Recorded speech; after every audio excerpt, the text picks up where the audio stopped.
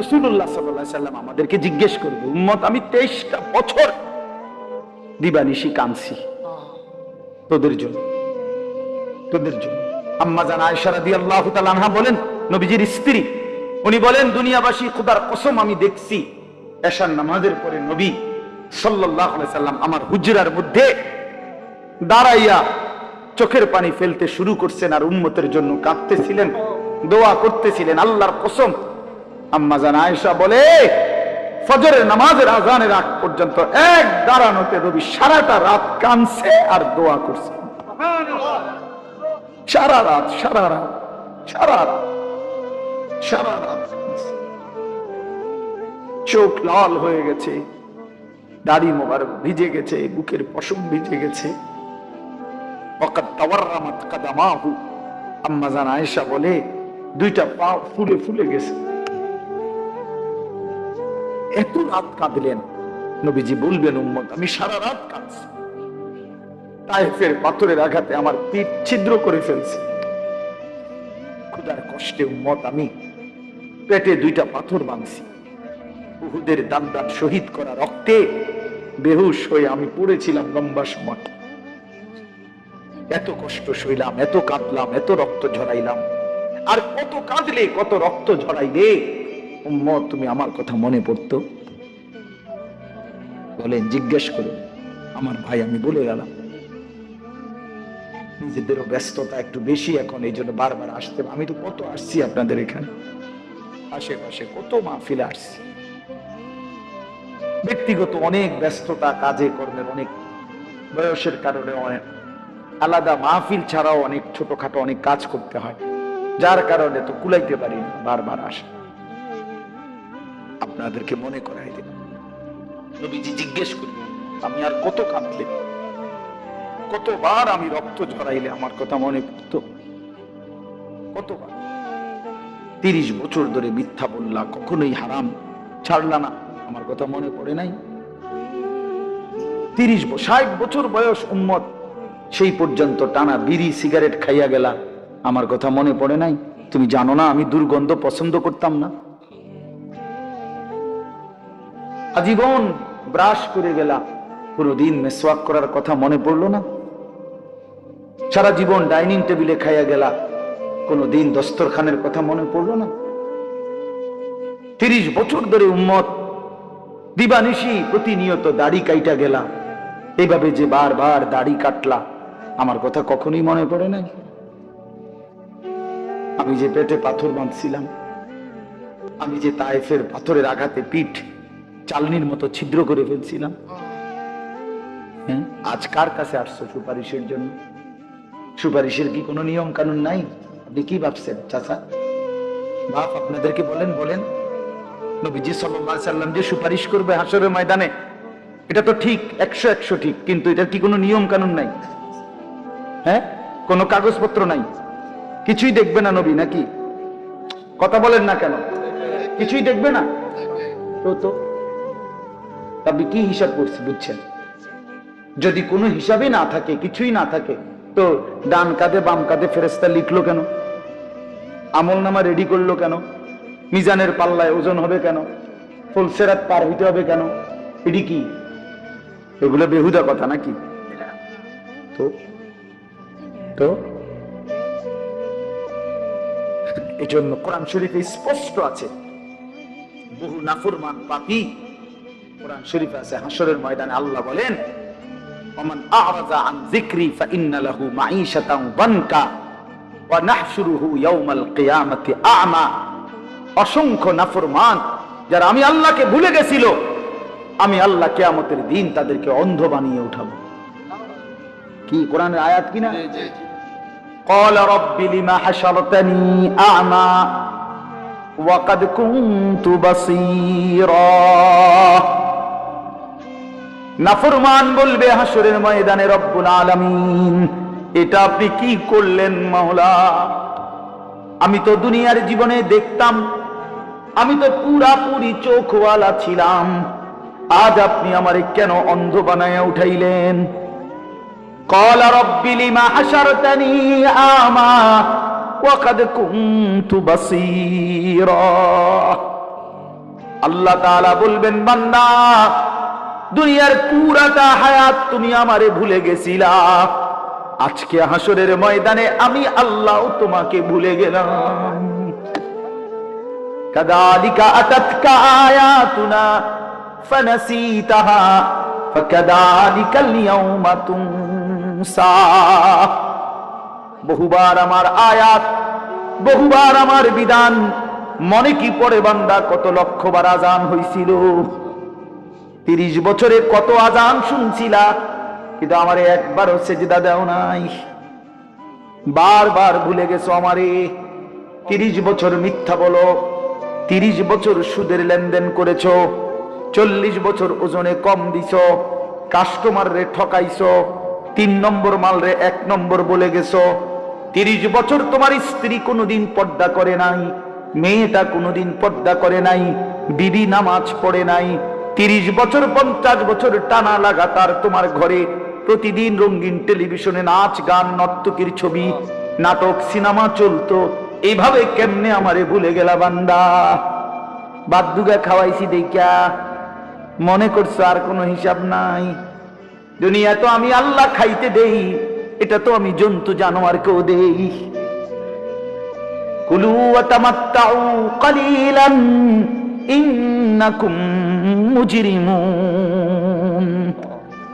আল্লাহ প্রত্যেক নাফরমানকে ডাক দিয়ে বলে, নাফরমান, অল্প সময়ের জন্য আমার দুনিয়া খাও, ওয়া তামাত্তাউ, ভোগ করো, তবে মনে রাখো ইন্নাকুম মুজরিমুন, তুমি কিন্তু পাপী।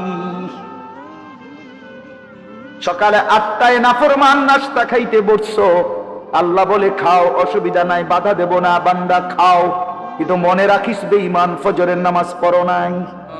এটা শুধু মনে রাখো, পরে হবে, এখন খাও। রাতের 10টা বাজে নাফরমান খাইতে বসলা, আল্লাহ ডাক দিয়ে বলে, বান্দা খাও, অসুবিধা নাই, দুনিয়া এটা আমি কুত্তারেও খাওয়াই, দুনিয়া আমি কুত্তারেও খাওয়াই, তোরে খাওয়াবো না কেন বেটা? খা, ঠিক আছে খা, শুধু মনে রাখবি বেঈমান এশার নামাজ পড়ো নাই। হিসাব রাখছি, হ্যাঁ, ইন্নাকুম মুজরিমুন। আমি একটা ছোট্ট উদাহরণ দিয়ে বুঝবেন, মজার উদাহরণ। আমি কয়দিন আগে একটা জিনিস কিনছি এক লোকের থেকে 100 টাকা দামে। বেটায় কইছে 100 টাকা, আমি বলছি 80 টাকা দিবেন না। হে কইছে রাজি। আমি 100 টাকা মালটা আমারে দিছে, 100 টাকার নোট দিছি, এবারে হেবারে আমারে 20 টাকা দেয় না, ফেরত দেয় না। আমি বলছি তো 20 টাকা দেন, আপনি কইছেন রাজি হয়েছেন, দেয় না। তো পরে আমি বললাম 20 টাকাও নেন, 100 টাকা পুরাই নিয়ে যান, মনে রাখেন শুধু এদুর যে 20 টাকা জুলুম করে নিছে। বুঝেন নাই কথা? আপনি শুধু এদুর মনে রাখেন, ওর কথা হইব আসলে ময়দানে, এগুলো কথা হইব, আরো বহুত কথাবার্তা আছে। আসলে ময়দান তার 1-1.5 ঘন্টার না, প্রথম দিনেই 50,000 বছর। তো একদিন কেউ একদিন করবোটা কি কথাবার্তি তৈব। হাসরের ময়দানের একদিন কত? 50,000 বছর। কোরআন শরীফের আয়াতে আল্লাহ বলেন, তাহলে একদিন লাগাইয়া কর্মটা কি? কথা হইব অনেক। হ্যাঁ, কার সময় নিয়ে ফিটা হইব, ধীরে ধীরে সুন্দর করে যত্ন করে ফিটা, টাঙ্গাইয়া ফিটা। কি মনে করছো বান্দা? এজন্য আল্লাহ তাআলা বলে, বান্দা নাফরমান দুনিয়া ভোগ করবে, ঈমান কোনো অসুবিধা নাই। দুনিয়া আমি কুত্তারও ভোগ করাই, জানোয়ারকেও ভোগ করাই। ऐसे रहे या वैसे रहे, वहां देखना फिर कैसे रहे। দুনিয়া এমনে থাকো আর হেমনে থাকো, সুখে কিংবা দুঃখে, হাসি কিংবা কান্নায়, দুনিয়া একভাবে না একভাবে পার হয়েই যায়। দেখার বিষয় হলো ওইখানে কেমন থাকবে। বুঝেন নাই? এটা বুজুর্গদের কথা, আল্লাহওয়ালারা এটা বলে, ऐसे रहे या वैसे रहे, এমনে থাকো বা হেমনে থাকো, দুনিয়া একভাবে থাকাই হবে। ওয়াহা দেখনা ফির कैसे रहे, দেখার বিষয় হলো সেখানে কেমন থাকে। আল্লাহ আমাদেরকে বুঝ দান করে। তো আল্লাহ তাআলা আমাদেরকে এখানে তিনটা কথা বলছেন, মনে করাইছেন, আপনি 1 মিনিটে শোনেন। 1 নাম্বার কথা হলো আল্লাহ তাআলা মানুষকে সৃষ্টি করেছেন 7টি ধাপে। কয়টি ধাপে? 1 নাম্বার মাটি, 2 নাম্বার বীর্য, 3 নাম্বার জমাট রক্ত, 4 নাম্বার গোশতের টুকরা, 5 নাম্বার হাড্ডির একটা খাঁচা মানে কঙ্কাল, 6 নাম্বার গোশতের আবরণ মানে হাড্ডির কঙ্কালটার উপরে গোশত লাগাইছেন, 7 নাম্বার রূহ ফুঁকে দিয়ে মায়ের পেট থেকে বের করছেন। এই কয়টা হলো ভাই? 7টা। এই 7টার মধ্যে প্রথমটা মাটি। তো এই মাটি থেকে আমাদের সৃষ্টি, কিন্তু পৃথিবীর কোন মাটি থেকে আমাদের সৃষ্টি, আমার উপাদানটা কোনটা ছিল আমরা কেউ এটা জানতাম না। এবং কত হাজার বছর থেকে মাটিটা আল্লাহ তাআলা আমার সৃষ্টির জন্য এই পৃথিবীতে সংরক্ষণ করছেন, পৃথিবীর কোনো কাগজে পত্রে কম্পিউটারে কোথাও কারো হিসাবে কারো জানা ছিল না। ছিল লম্বা সময় ধরে এই মাটি পৃথিবীতে আল্লাহ তাআলা সংরক্ষণ করছে। এলো 1 নাম্বার বিষয়। 2 নাম্বার বিষয় হলো মাটি থেকে সরাসরি বীর্য না, বরং মাটি থেকে একটি নির্দিষ্ট পরিমাণ খাবার জমিন থেকে উৎপন্ন করছেন আল্লাহ। সেই নির্দিষ্ট পরিমাণ খাবার থেকে খাদ্য, শস্য, শাক সবজি, গোশত, মাছ ইত্যাদি, ভাত, চাল, এগুলো আবার একটা নির্দিষ্ট পরিমাণ আমার আব্বা বক্ষণ করছেন, বাবা। তো বক্ষণ করার পরে বাবার বীর্য তৈরি হয়েছে। তো বাবা মায়ের একটি নির্দিষ্ট মিলনে কোনো একদিন আল্লাহ তাআলা বাবা মায়ের উভয়ের বীর্য একত্রিত করে মায়ের জরায়ুর মধ্যে স্থাপন করেছেন। সেখান থেকে আবার 9 মাস 10 মাস লাগায়া ধীরে ধীরে ধীরে ধীরে তৈরি করে সাজিয়ে নাক চোখ কান দিয়ে একদিন রূহ ফুঁকি দিয়ে আমার এই পৃথিবীর আলো বাতাস দেখাইছেন।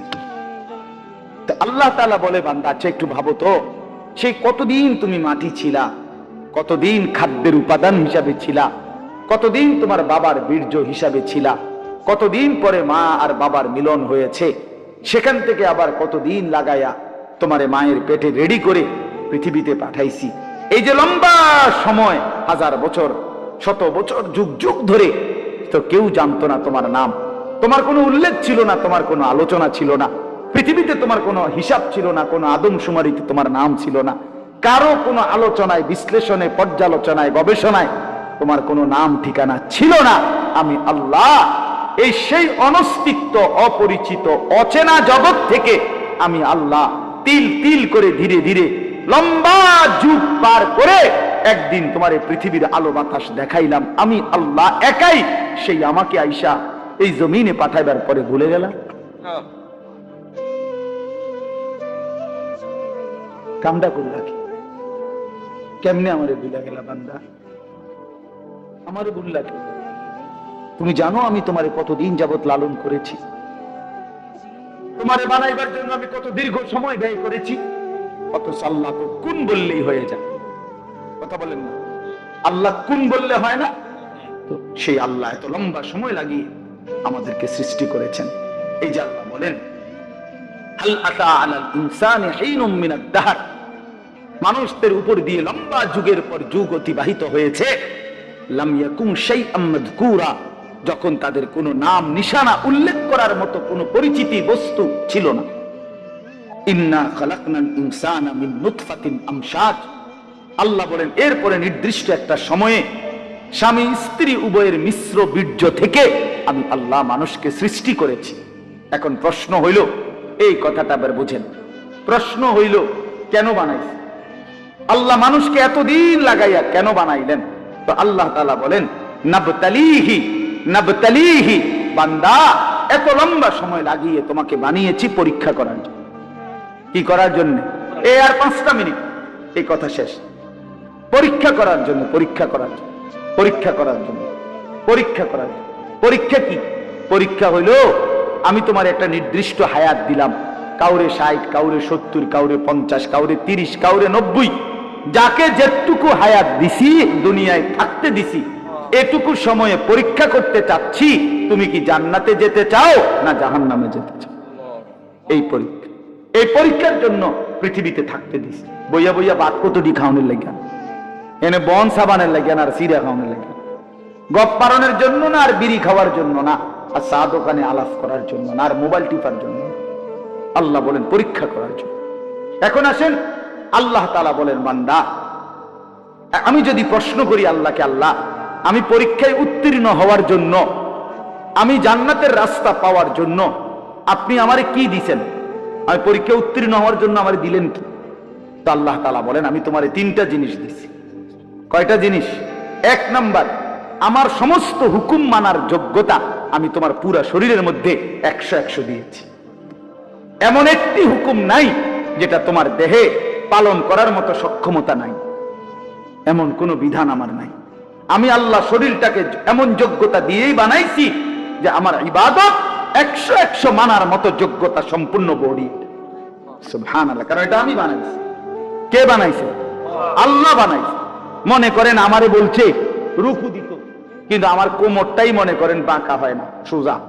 তো তাইলে না আমি বলতাম যে আল্লাহ আপনি আমার উপরে জুলুম করছেন, আমার কোমরে বাঁকা হয় না, আপনি আমারে কোন কি দিতাম? রুকু দিতাম। এটা কি এমন? আমারে আল্লাহ বললেন সেজদা দিতে, কারণ আমি নিচের দিকেই যাইতে পারি না, ঠিক আছে না? আমি নিচের দিকে যাইতে পারি, আমার কোনুইও ভাঙ্গে না, আমার হাঁটুও ভাঙ্গে না, তো আমি সেজদা দিব কেমন? এমন যদি হতো তাইলে না আপনি বলতেন যে আমারে আল্লাহ তাআলা জুলুম করছে। কিন্তু আমাদের কি সেজদা দেওয়ার মতো সক্ষমতা জরিলের মধ্যে আছে? আছে কিনা বলেন না কেন? রাত হইছে দেখে আমি বাড়াইতে চাচ্ছি না, বুঝাইতে চাইলাম আল্লাহ তাআলা আমাদেরকে ওযু, গোসল, নামাজ, রোজা, হজ, যাকাত, জিকির, তেলাওয়াত, দান, সাদাকা, সমস্ত গুনাহ থেকে বাঁচার পরিপূর্ণ যোগ্যতা আমাদের শরীরের মধ্যে দিয়েই আল্লাহ আমাদেরকে বানিয়েছেন। এজন্য আল্লাহ বলেন 1 নম্বরে, ফাজআলনাহু সামিআন বাসীরা, আমি তোমাকে শুনবার জন্য কান দিয়েছি, দেখবার জন্য চোখ দিয়েছি। উদাহরণস্বরূপ 2টা বলছে, উদ্দেশ্য পুরা দেহ আমি সাজিয়ে দিছি যাতে করে আমার সমস্ত হুকুম মানতে পারো, নিষেধগুলো ছাড়তে পারো। এমন একটা বলো যেটা তোমার শরীরের সাথে মানানসই না। মানানসই নবীজির একটা তরিকা বলেন যেটা আপনার আমার দেহের সাথে মানানসই না, এমন কি আছে? এমন কিছু? 2 নাম্বার কি দিলাম? 2 আর 3 একসাথে, ইন্না হাদাইনাহুস সাবিলা। আল্লাহ বলেন শুধু শরীর দিয়া ছাইরা দেই নাই, বরং আমি তোমাদেরকে আমাকে মানবার জন্য রাস্তা, পথ দেখিয়েছি, রাস্তাও বলে দিয়েছি। তার মানে তাফসীরে লিখছে 2টা। 1 নাম্বার হলো আমি আল্লাহ তোমাকে জান্নাতের রাস্তা, পরীক্ষায় উত্তীর্ণের রাস্তা পাওয়ার জন্য, বুঝাইয়া দেওয়ার জন্য নবী এবং রাসূল আর নবী রাসূলদের পরে যুগে যুগে উলামায়ে কেরাম তোমাদের কাছে দিয়েছি, যারা তোমারে জান্নাতের রাস্তা, হেদায়েতের রাস্তা, আল্লাহকে পাওয়ার রাস্তা, পরীক্ষায় পাশ করার রাস্তা শতভাগ বলে দিয়েছে। এই কটা হলো 2টা। 1 হলো শরীরের মধ্যে মানার কি দিছি? যোগ্যতা দিছি। 2 হলো বুঝাইয়া বলার জন্য নবী রাসূল এবং এরপরে উলামায়ে কেরামকে দিয়েছি, ঠিক কি না? 3 নাম্বার, বুঝবার জন্য আমি আল্লাহ আসমানি কিতাব দিয়েছি। সুবহানাল্লাহ। এখন কি সমস্যা কও বান্দা? বুঝছেননি আমার কথাটা? এটাই শেষ কথা। আপনি বলেন, আপনি নষ্ট হইলেন কেন? আমি নষ্ট হইলাম কেন? আল্লাহহীন হইলা কেন? কেন নামাজ পড়ো নাই? শরীরে কোনো যোগ্যতা ছিল না এজন্য? কেন নামাজ পড়ো নাই? কেউ বুঝাইয়া বলার ছিল না এজন্য? কেন নামাজ পড়ো নাই? কোনো কিতাবে লেখা দেখতে পাও নাই এজন্য? বলেন না কেন? কথা বলেন না কেন? তাহলে আল্লাহ তাআলা আমাদের আল্লাহকে মানার যোগ্যতা শরীরে দিয়েছেন, বুঝাইয়া বলার জন্য নবী রাসূল এবং তারপরে উলামায়ে কেরাম দিয়েছেন, বুঝবার জন্য কিতাব দিয়েছেন। তো আল্লাহ বলেন এবার আমি শুধু দেখতে চাই ইম্মা শাকিরা ওয়া ইম্মা কাফুরা, কে কে এই 3টি জিনিস পাওয়ার পরেও কে কে আমার অনুগত আর কে অবাধ্য। ঠিক আছে, চলো খাও, খাও দাও, ফুর্তি করো, দুনিয়া ভোগ করো, শুধু আমি খেয়াল রাখতেছি যে অনুগত কে, অবাধ্য কে। কথা বুঝছেন না? হিসাব হইতে আছে, হিসাব হচ্ছে। কথা বলেন না কেন?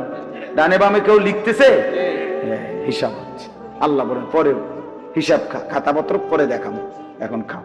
ওই যে একটু আগে বললাম আল্লাহ বলছে দুনিয়া খাও বান্দা, শুধু মনে রাখো তুমি বাটফার। শুধু এটা মনে রাখো, ভাত খাও কোনো অসুবিধা নেই, যে তুমি যে সিটার শুধু এই কথাটা মনে রাখো। তুমি হারাম কর, তুমি সুদ কর, ঘুষ কর, তুমি নির্লজ্জ, বেহায়া বেহায়া বেহায়া। আল্লাহ হুকুম যে মানে না সেটা বেহায়া। এই আল্লাহ বলেন এবার যারা অবাধ্য আমার নাফরমানি করলো আমি তাদের জন্য ইন্না আ'তাদনা, এই চতুর্থ আয়াত, ইন্না আ'তাদনা লিল কাফিরিনা সালাসিলা ওয়া আগলালা ওয়া সাইরা, আমি আমার নাফরমান বান্দাদের জন্য আখিরাতে রেডি রাখছি তিন জিনিস। কয় জিনিস? এক নাম্বার আগুনের শিকল, 70 গজ লম্বা, 70 হাত লম্বা আগুনের শিকল। হ্যাঁ, 70 জিরাআন ফাসলুকু, 70 হাত লম্বা আগুনের শিকল রেডি রাখছি, যেটা দিয়ে তোমারে পেঁচানো হবে, বাঁধা হবে। আর কি? আগলালান, 2 নাম্বার হলো তোমার জন্য আমি আল্লাহ তাআলা বেড়ি রাখছি, যেটা দিয়ে তোমার 2 হাত কনুইয়ের সাথে, কাঁধের সাথে বাঁধ দেওয়া হবে। এই 2 হাত এভাবে কাঁধের সাথে বাঁধ দিয়ে রাখা হবে। সরাসরি তাফসীর আছে। আশ্চর্য হলো, একজন সাহাবী বলছেন, আবু দারদা রাদিয়াল্লাহু তাআলা আনহু, এই কথাটা খুব সুন্দর, আমার সবচেয়ে মজা লাগছে তাফসীরে পড়ে। উনি বলছেন, হে আল্লাহর বান্দা, আজকে তোমারে আল্লাহ তাআলা বলছে নামাজের জন্য হাত উঠাও। এমনি নামাজের জন্য হাত উঠাইতে হয় না? নামাজ শুরু করে কেমনে? হাত উঠাইতে হয় কিনা? তো বলেন আল্লাহ বলে, উনি বলেন যে আল্লাহ আজকে তোমারে বলছে নামাজের জন্য হাত উঠাও, তাইলে তোমার আখিরাতে জান্নাত মিলবে। তো তুমি হাতটা উঠাইলা না নামাজের জন্য। আল্লাহ বলছে, তিনি বলেন একদিন সত্যি সত্যি আল্লাহ হাসরের ময়দানে তোমার হাতটা উঠাবে, কিন্তু সেদিন হাতটা আগুনের বেড়ি দিয়া বাঁধ দিয়া দেবে। আজ উঠাইলে সেজদা হইতো, আজ উঠাইলে নেকি হইতো, আজ উঠাইলে জান্নাত মিলতো। সেদিন উঠাবে ঠিক, কিন্তু সেটা আর জান্নাতের জন্য না, জাহান্নামে ফেলবে। হাত উঠাইতে, হাত কি আজ তো সুন্দরভাবে উঠাইলা না, আজ উঠাইলে নেকি হইতো। আল্লাহ বলেন আর আমি রেডি রাখছি সমস্ত নাফরমানের জন্য জাহান্নামের আগুন। এরপরে ইন্নাল আবরারা, শেষ, ইন্নাল আবরারা ইয়াশরাবুনা মিন কাসিন কানা মিজাজুহা কাফুরা। আল্লাহু আকবার। আল্লাহ তাআলা বলেন আমি আমার নেককার বান্দাদের জন্য রেখেছি সুগন্ধিময় জান্নাতের ঝর্ণা কাফুর। এই কাফুর একটি ঝর্ণার নাম, জান্নাতের একটি স্পেশাল ঝর্ণা। এই কাফুর ঝর্ণা থেকে মিশ্রিত সুগন্ধিময় পানীয় শরাব আমি আল্লাহ আমার বান্দার জন্য জান্নাতে রেডি রাখছি। আমি মেহমানদারি করব শরাব দিয়ে, দুনিয়ার এই শরাব না, দুনিয়ার এই মদ না, জান্নাতের কাফুর মিশ্রিত শরাব। সুবহানাল্লাহ, সুবহানাল্লাহ। এই পানীয় এরপরে আরো আছে, আরো কি কি দিব এটি আমি পরে শুনে, আগে পানি দেখান। এরপর রাত হয়ে গেছে, আর বেশি দরকার নেই, বাকিগুলো আছে সামনে। আইনান ইয়াশরাবু বিহা ইবাদুল্লাহ ইউফাজ্জিরুনাহা তাফজীরা। রব্বুল আলামিন বলেন অত্যন্ত সুগন্ধিময় শরাব দিয়ে আমি আমার বান্দাকে জান্নাতে আপ্যায়ন করব। ওই যে বললাম একটু আগে, মাওলানা বললেন দাউদ আলাইহিস সালাম কিতাবের মধ্যে আছে 70,000 বছর ধরে আল্লাহর কালাম তেলাওয়াত করার পরে আল্লাহ তাআলা বলবেন জান্নাতি বান্দা আর শুনবা কিনা? জান্নাতি বান্দা বলবে শুনবো। আল্লাহ রব্বুল আলামিন তখন বন্ধুকে বলবেন, বন্ধু আমার, এবার আপনি আমার জান্নাতি বান্দাদেরকে আমার কালাম তেলাওয়াত করে শুনান। আল্লাহর নবী সাল্লাল্লাহু আলাইহি ওয়াসাল্লাম, নবীজি সাল্লাল্লাহু আলাইহি সাল্লাম এবার তিনিও আবার কোরআন তেলাওয়াত করবেন 70,000 বছর। জান্নাতীরা পাগল পারা হয়ে শুনবে। তুমি যুবক আজকে গান শুনে নাও, আমি অপেক্ষায় আছি জান্নাতে শুনবো ইনশাআল্লাহ।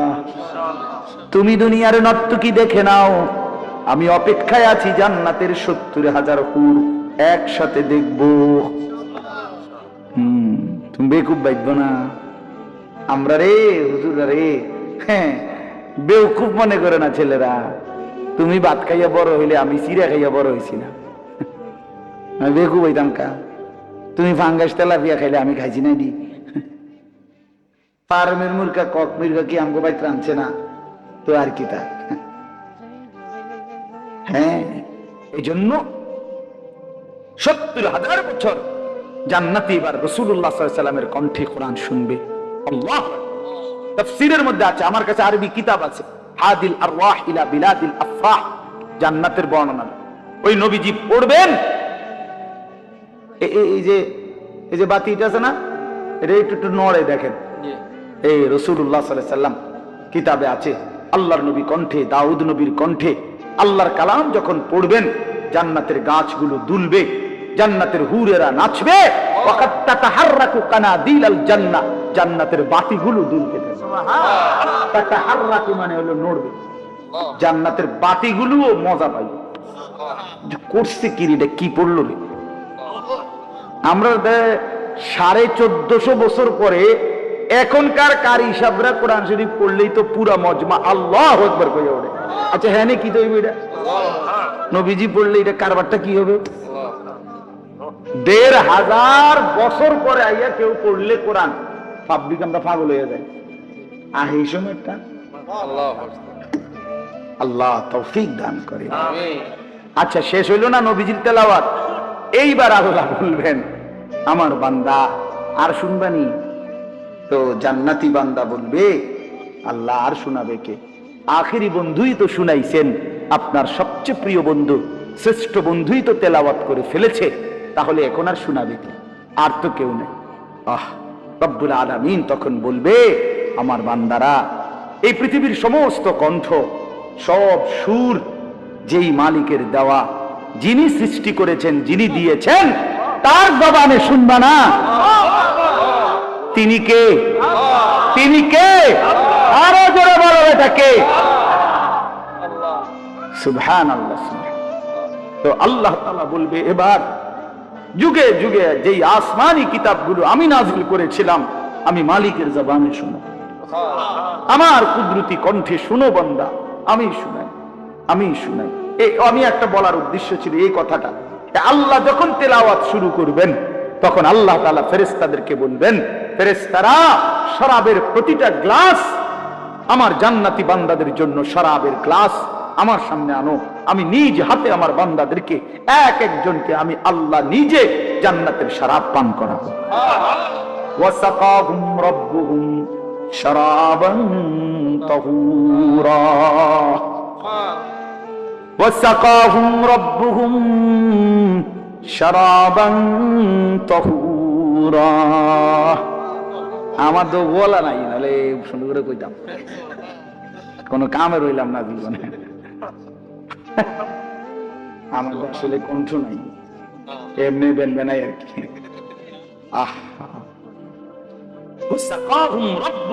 আল্লাহ বলেন এবার রব নিজেই জান্নাতীকে সর্বোত্তম পবিত্র শরাব নিজে পান করেন। আল্লাহ বলে আমার হাত থেকে নাও।